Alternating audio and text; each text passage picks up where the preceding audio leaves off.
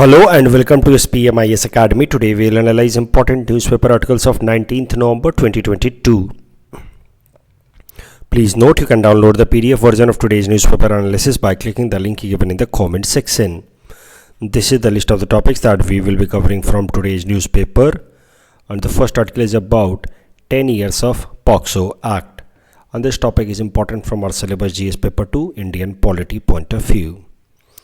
तो सबसे पहले ज़रा समझते हैं इस पॉक्सो एक्ट के बारे में जिसके 10 साल पूरे हो गए हैं. So it was brought in the year 2012. तो अब 2022 में इसके 10 साल पूरे हो गए हैं.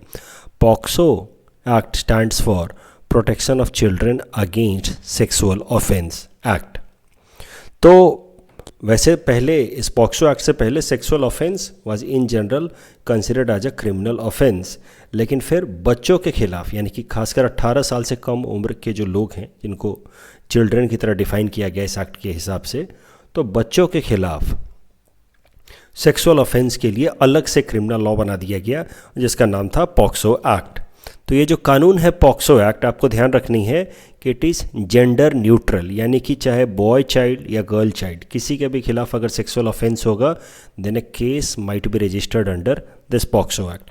चूँकि इसके 10 साल पूरे हो गए हैं इसलिए इसके रिलेटेड मेंस में या प्रीलिम्स में सवाल आने के चांसेस ज़्यादा हो जाते हैं. कई बार स्टूडेंट्स मुझसे पूछते हैं कि सर कौन सा स्कीम कौन सा एक्ट ज़्यादा इंपॉर्टेंट है जो मेंस में जिसके आने के चांसेस ज़्यादा हैं, क्योंकि ऐसे तो कई सारे स्कीम्स हैं या कितने सारे एक्ट्स हैं, लेकिन जो एक्ट या जो स्कीम किसी भी कारण से न्यूज़ में है उसके एग्ज़ाम में पूछे जाने के चांसेस ज़्यादा हो जाते हैं. तो इसी कारण से आप जनरल पढ़ाई करें और उसके अलावा जो भी चीज़ें न्यूज़ में हैं करंट अफेयर्स में उस पर ध्यान दें. इसी तरीके से आप अपना सिलेबस कर सकते हैं. If you will try reading everything under the sun कि मैं सारे कानून पढ़ लूँगा, सारे स्कीम्स रट लूँगा, उसके सारे प्रोविजंस रट लूँगा, देन यू मे स्ट्रगल, क्योंकि हम कंप्यूटर तो है नहीं. So come back to the topic.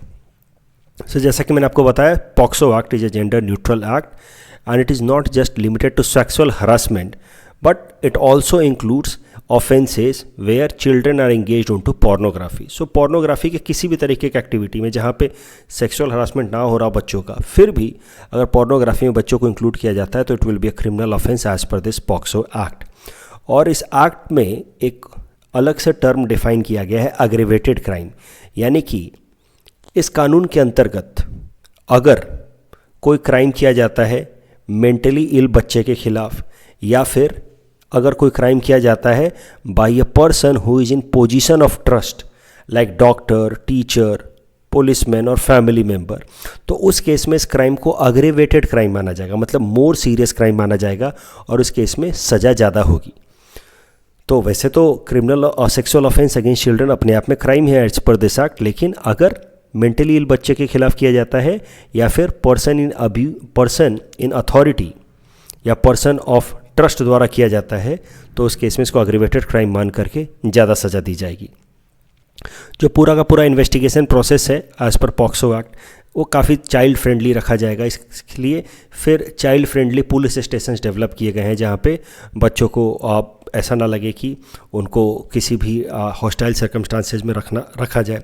ज़्यादा जो प्रोसेस है वो ऑनलाइन कराया जाता है और बच्चों के सामने कोशिश की जाती है कि मेल पुलिस ऑफिसर्स को ना भेजा जाए, फीमेल पुलिस ऑफिसर्स को भेजा जाए, क्योंकि ऐसी समझ है कि children are more comfortable in front of female police officers. तो इस तरीके से जो पूरा का पूरा प्रोसेस है प्रोसिक्यूशन का उसको चाइल्ड फ्रेंडली बनाने की कोशिश की गई है.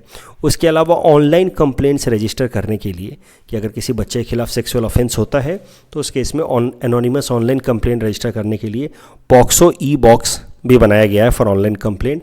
और पॉक्सो एक्ट में highest punishment up to death sentence हो सकता है.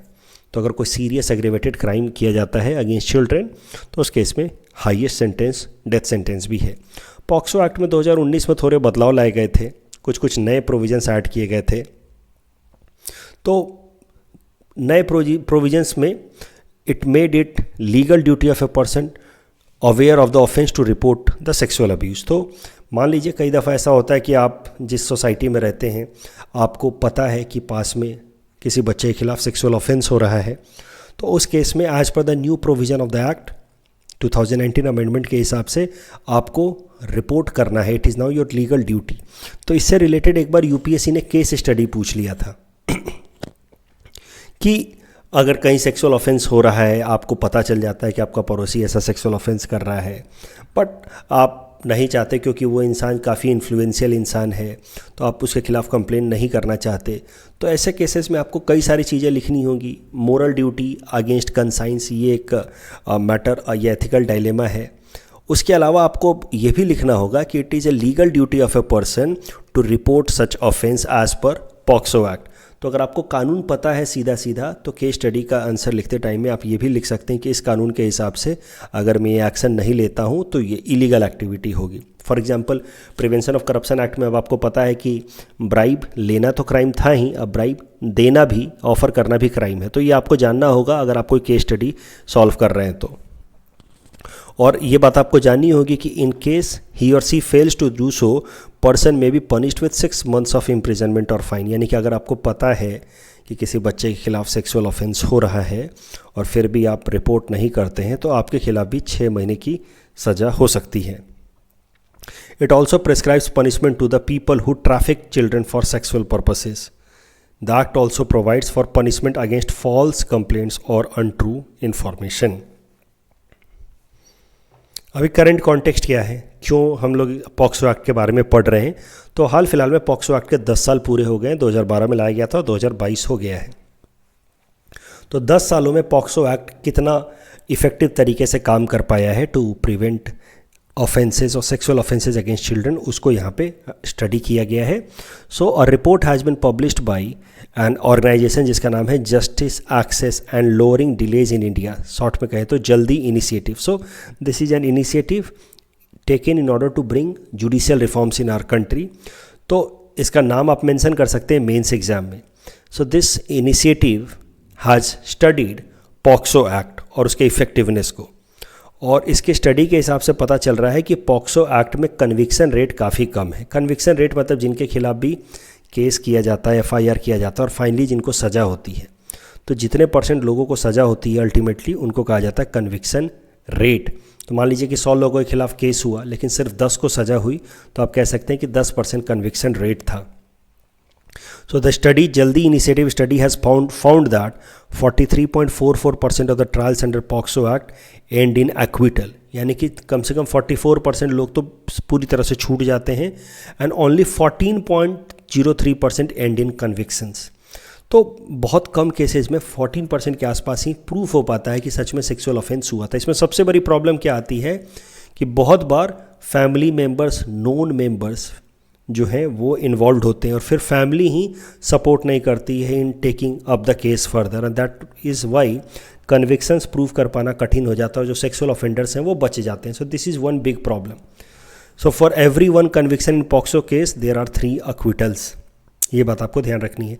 देखिए, जब भी कोई सवाल आपके सामने आएगा मेंस में, आप जब तक थोड़े बहुत डेटा के साथ अपने आर्ग्यूमेंट्स को सब्सटेंशिएट नहीं करेंगे तब तक आपका आंसर काफ़ी जेनरिक होगा। यानी कि पॉक्सो एक्ट पे अगर सवाल आ गया, आप सिर्फ ये लिख करके छोड़ दें कि लो कन्विक्शन रेट रहता है, तो आंसर में आपको मार्क्स नहीं मिलेंगे। लेकिन the moment you quote some data, you quote the study conducted by a particular organisation, then you get more marks.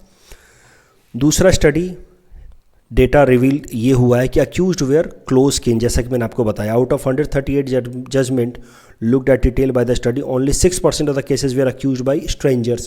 94% cases or offenses were done by the known people who knew the victim in advance. Quality of justice under POCSO, जो justice मिलता भी है बच्चों को, उसमें भी ज़रा देखते हैं क्या प्रॉब्लम्स होती है। तो बहुत सारा डिले के बाद मिलता है। On an average 510 days taken for a POCSO case to be disposed, ये काफ़ी लंबा समय है। High pendency of cases are being seen in the POCSO cases and this pendency has gone up further after the pandemic. तो pandemic के time में POCSO related कई सारे ऑफेंसेज हुए, लेकिन उन केस को आगे परस्यू टाइम बाउंड फैशन में नहीं किया जा सका because of the pandemic, and that is how pendency has gone up after the pandemic. And frequent transfer of cases, तो एक जगह से दूसरे जगह, एक कोर्ट से दूसरे कोर्ट में केसेस को ट्रांसफ़र कर दिया जाता है, and that is how the quality of justice gets deteriorated. तो कभी भी पॉक्सो एक्ट पे सवाल आए तो वे फॉरवर्ड में आपको इस तरह का कुछ स्टेटमेंट लिखना चाहिए कि the social menace of child rape और sexual offence against children requires a sustained plan and planned engagement and investment of resources, and there is need to prioritize prevention activities. तो इस वर्ड पे ज़रा ध्यान दीजिए, prevention activities. It's always better to create such a system जहाँ पे इस तरह के क्राइम प्रिवेंट हो जाए, ना कि क्राइम होने के बाद हम प्यूनिटिव एक्टिविटीज़ करें, क्योंकि एक बार जब क्राइम हो गया तो बच्चे के जो साइक है या माइंडसेट है उस पर एक परमानेंट डैमेज हो जाता है, जिसको रिकवर कर पाने में बहुत लंबा समय भी लग सकता है या बहुत सारे केसेस में ना भी हो. तो इट्स ऑलवेज बेटर कि क्रिएट सच ए सिस्टम जहाँ पे इस तरह के क्राइम होने से पहले ही पुलिस को अलार्मिंग सिस्टम मिल जाए, आसपास में या समाज में लोगों को इतना अवेयर किया जाए कि इस तरह के क्राइम होने से पहले ही वो प्रिवेंट कर दें. And that is how we could make our system better and prevent such events from happening. इस टॉपिक के बेसिस पे प्रीलिम्स प्रैक्टिस क्वेश्चन हमने आपको दे रखा है. Please attempt this question and you can submit the answer in the comment section. The next article is about 26th Malabar exercise, and this topic is important from our syllabus GS paper 2 international relations point of view. Malabar exercise ये एक naval exercise है जो शुरू किया गया था 1992 में by the navies of India and the US. लेकिन धीरे धीरे हुआ क्या कि जैसे जैसे चाइना से हॉस्टिलिटी जापान की बढ़ती गई, आपको पता है कि China and Japan both are hostile to each other mainly because of the dispute related with this particular island जिसका नाम है सेनकाकू या डियाऊ आइलैंड. तो China calls it Senkaku while Japan calls it Diaoyu, और दोनों claim करते हैं कि आइलैंड हमारा है. बेसिकली इस रीजन में China and Japan are hostile to each other. तो ये जो साउथ चाइना सी है या ईस्ट सी या सी ऑफ जापान है, यहाँ पे दोनों साइड्स के बीच में काफ़ी हॉस्टिलिटी रहती है. South Korea, Japan are basically consider to be pro US group while China of course is anti US. तो ये मालाबार एक्सरसाइज शुरू कराया गया था by Indian and US navy, और मालाबार एक्सरसाइज एक बार होता है इंडियन ओशन में, तो दूसरी बार फिर वो साउथ चाइना सी में या फिर सी ऑफ जापान में कराया जाता रहा है. 2015 में चाइना से हॉस्टिलिटी बढ़ने के कारण जापान ने भी इस मालाबार एक्सरसाइज को ज्वाइन कर लिया, क्योंकि बेसिकली ये जो एक्सरसाइज है Malabar exercise it is seen as anti China. देखिए सारे के सारे जो नेवल एक्सरसाइजेज होते हैं, मिलिट्री एक्सरसाइजेज होते हैं, वो किसी भी कंट्री के अगेंस्ट स्पेसिफिकली या एक्सप्लिसिटली नहीं होते हैं. जनरल पर्पस या स्टेटेड पर्पस इज़ कि we are preparing our armed forces for any emergency situation और contingency situation. But the real motives are different in many cases. The real motive is power projection, कि अपने जो opponent देश है उसको दिखाएं कि हम कितना पावरफुल हैं और हम क्या क्या मनूवरिंग कर सकते हैं on the coast of your country. तो ये जो मालाबार एक्सरसाइज है जो इस केस में कराया गया है सी ऑफ जापान में या इस रीजन में, आप मान सकते हैं this was basically to give a message to China कि we 4 countries are together and we are looking forward to limit your influence in the Indo Pacific region. तो जापान से जब हॉस्टिलिटी बढ़ने लगी चाइना की, तो Japan also joint Malabar exercise. और बाद में 2019 में ऑस्ट्रेलिया और चाइना के रिलेशंस भी काफ़ी ख़राब हो गए, और फिर ऑस्ट्रेलिया ने भी मालाबार एक्सरसाइज ज्वाइन कर लिया. अब ये चारों देश मिल करके चाइना के कोस्ट पे ये नेवल एक्सरसाइज करते हैं, और इस तरह से आप मान सकते हैं कि जो क्वाड मेंबर्स हैं, anyway quad is seen as grouping against China only, though the stated या formal statement will be never anti-China, it will be a kind of collaboration for emerging global challenges, but quad is basically seen as anti-China.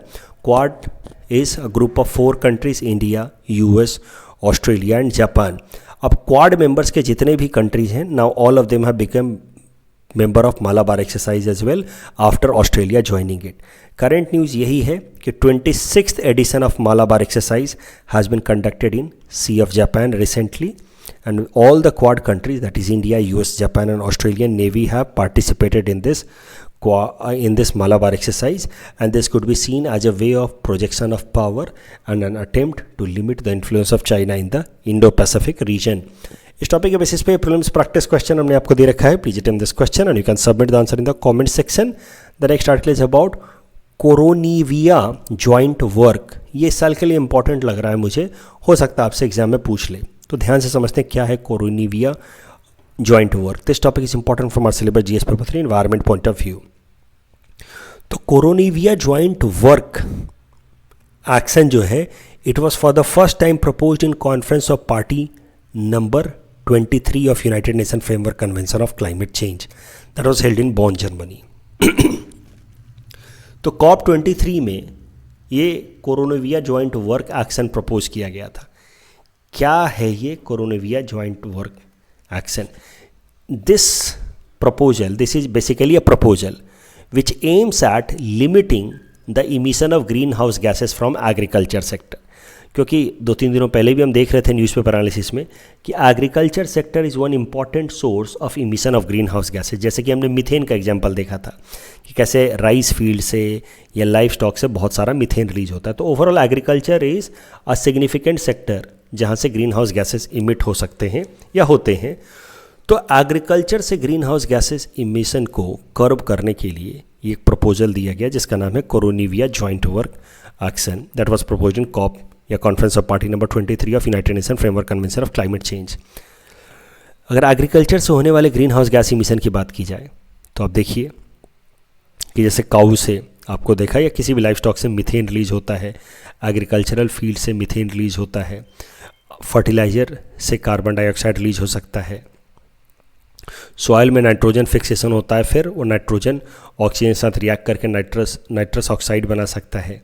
तो this is how agriculture could also lead to release of many types of green house gases. In fact, if we see the data of the year 2020, agriculture was responsible for about emission of 13% of greenhouse gases worldwide. So इस हिसाब से according to some data, agriculture is the second largest emitter of greenhouse gases. You see, सबसे ज़्यादा तो energy production से green house gases release होता है, electricity production से। उसके बाद कुछ हद तक ट्रांसपोर्ट या agriculture. So agriculture is one of the major source of emission of green house gases. और एग्रीकल्चर में भी सबसे ज़्यादा ग्रीन हाउस गैसेज इमिशन का जरिया होता है जो फर्मेंटेशन प्रोसेस होता है in the stomach of life stock for digestion of foods. उसके अलावा एग्रीकल्चर सॉइल से, राइस कल्टीवेशन से, manure management and crop residue burning से, जैसे ऐसे कुछ स्टबल बर्निंग से जो इमिशन होता है that is also a source of emission of green house gases. तो ये जो कोरोनेविया जॉइंट वर्क प्रपोजल था that basically aimed at cutting down the greenhouse gases emission from agriculture segment.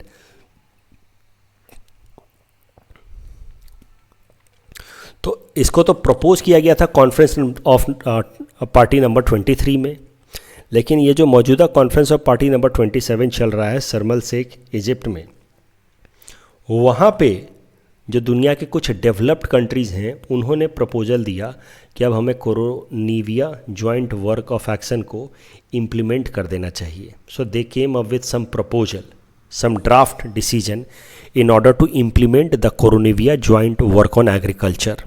So actually KJWA is Koronivia joint work on agriculture. So the proposal from some of the developed countries was to implement this कोरोनेविया joint work on agriculture. India ने इस proposal को block किया है, रोका है। India का कहना है कि डेवलप्ड कंट्रीज़ के लिए कहना काफ़ी आसान है कि एग्रीकल्चर से इमिशन को रोका जाए, but agriculture is not a luxury but a matter of livelihood for poor countries. और एग्रीकल्चर से ग्रीन हाउस गैसेज इमिशन को कट डाउन करने का मतलब है कि कुछ ना कुछ हद तक एग्रीकल्चरल प्रोडक्शन को कट डाउन करना, and this is how it will have direct impact on the food security as well as employment opportunities for poor countries. तो ये जो प्रपोजल है ये डेवलप कंट्रीज़ के लिए काफ़ी आसान है देना, but it is difficult for poor countries to implement it because this particular proposal is pro poor and pro और anti farmer and anti poor. So इस तरीके से इंडिया ने basically this proposal is anti farmer and anti poor as per India. तो जो देश भी इसको सपोर्ट कर रहे हैं दे आर बेसिकली इस आइडिया के एक्सेप्टेंस से, they are basically developed countries, और इस आइडिया के एक्सेप्टेंस से डेवलपिंग और पुअर कंट्रीज़ को नुकसान होगा। Developed countries are thereby compromising with the very foundation of food security in the world. Agriculture से अगर ग्रीन हाउस गैसेज इमिशन को कट डाउन करने की कोशिश की जाएगी तो फूड सिक्योरिटी पर सीधा सीधा नेगेटिव इम्पैक्ट पड़ सकता है, जो वैसे भी एक मेजर कॉज ऑफ कंसर्न है। इंडिया का क्या आर्ग्यूमेंट है against this Koronivia joint work on agriculture? India का कहना है कि agriculture emissions are not luxury but matter of survival for the poor countries. अमीर देशों के लिए होगा कि एग्रीकल्चर खेती की या नहीं की, बाहर से मंगा लिया खरीद करके, हमारे लिए तो सर्वाइवल का मामला है। The world is facing climate crisis today because of the excessive historic cumulative emissions of the developed Nations. तो वही बातें घुमा फिरा के आ जाती हैं जो इंडिया ले आता है, कॉमन बट डिफरेंशिएटेड रिस्पॉन्सिबिलिटी, कि भाई तुमने इतनी इंडस्ट्री लगा करके इमिशन किया और आज हम एग्रीकल्चर से थोड़ा बहुत इमिशन हो रहा है तो तुम उसको भी कट डाउन कराना चाहते हो। तो आज जो मेजर ग्रीन हाउस गैसेस का प्रॉब्लम है, क्लाइमेट चेंज का प्रॉब्लम है, वो तुम्हारे इंडस्ट्रियल प्रोडक्शंस के कारण है और तुम अब हमारे एग्रीकल्चर पे भी तुम्हें प्रॉब्लम हो रही है। These nations, these developed nations are unable to reduce their emissions domestically by any worthwhile changes in their lifestyle। तो तुम आज भी इतनी बड़ी बड़ी फैक्ट्रियाँ और ऑटोमोबाइल सेक्टर्स और चला रहे हो, लेकिन तुम्हें हमारे जो चीपर सॉल्यूशन है लाइवलीहुड के, उससे ऐतराज़ है। You want to cut down the green house gas emission from agriculture as well. और ये सब आर्गूमेंट देते हुए इंडिया ने ये जो कोरोनेविया जॉइंट वर्क ऑन एग्रीकल्चर का प्रपोजल था बाय डेवलप्ड कंट्रीज़, उसको ब्लॉक कर दिया है। Please attempt this question based on this particular topic and you can submit the answer in the comment section. The next article is about core and headline inflation। तो देखिए आज economy से related कोई major topic तो था नहीं, तो मैंने ये स्टैग्नेंट टॉपिक ही उठा लिया है। Basically in this article we are going to discuss about core and headline inflation. वैसे तो बेसिक क्लासेज में मैं डिस्कस करता हूँ, देखते हैं क्या है। देखिए न्यूज़ सरल सा था कि अक्टूबर महीने में भी इन्फ्लेशन जो है वो 6% के आंकड़े से ऊपर रहा है। It has been 6.5%। CPI inflation, consumer price index inflation even in the month of October was beyond 6%. So I hope आपको ये बात तो पता ही है कि as per monetary policy framework agreement between RBI and government of India, RBI is mandated to keep inflation between the range 4 plus minus 2%, means 2% to 6%. So this month also RBI has failed in curbing the inflation in the designated frame, that is 2% to 6%. तो अक्टूबर महीने में भी inflation 6% से ज़्यादा रहा है, that is headline inflation 6% से ज़्यादा रहा है। फिर हमने बेसिकली डिस्कस कर लिया the difference between headline inflation and core inflation. आपको ये बात तो पता ही होगा कि जो भी ओवरऑल कमोडिटीज़ को इंक्लूड करके हम इन्फ्लेशन निकालते हैं उसको हम लोग कहते हैं हेडलाइन इन्फ्लेशन। अब हेडलाइन इन्फ्लेशन में जनरल कमोडिटीज़ होती हैं, सर्विसेज भी होती हैं, उसमें हेडलाइन इन्फ्लेशन में food and fuel related inflation भी रहता है। इन हेडलाइन इन्फ्लेशन मतलब खाने पीने की चीज़ों के कारण होने वाली महंगाई या फ्यूल के कारण, पेट्रोल डीजल इनके कारण होने वाली महंगाई का भी इम्पैक्ट हेडलाइन इन्फ्लेशन में दिखता है। तो बेसिकली जो हम अखबारों में देखते हैं कि CPI इन्फ्लेशन इतना रहा, that is basically headline inflation. So जो हेडलाइंस में आता है that is headline inflation.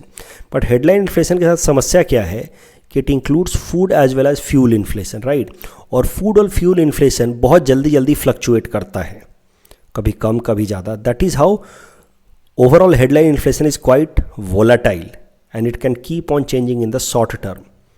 So CPI minus food and fuel inflation is equal to core inflation, यानी कि headline inflation minus food and fuel inflation is equal to core inflation.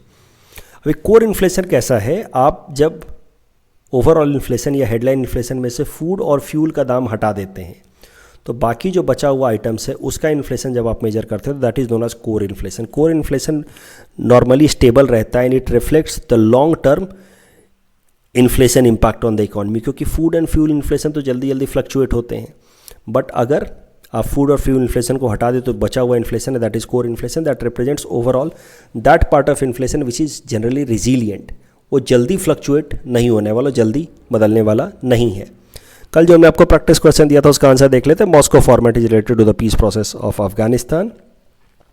Artemis 1 is not a manned mission. इसमें मैंने आपको बताया कि कैसे एक orbital अभी भेजा जाएगा and it will be first in the series of increasingly complex mission to build long term human presence at moon. This is correct, so the correct answer is option B. That's all from our side for today. Thanks for watching.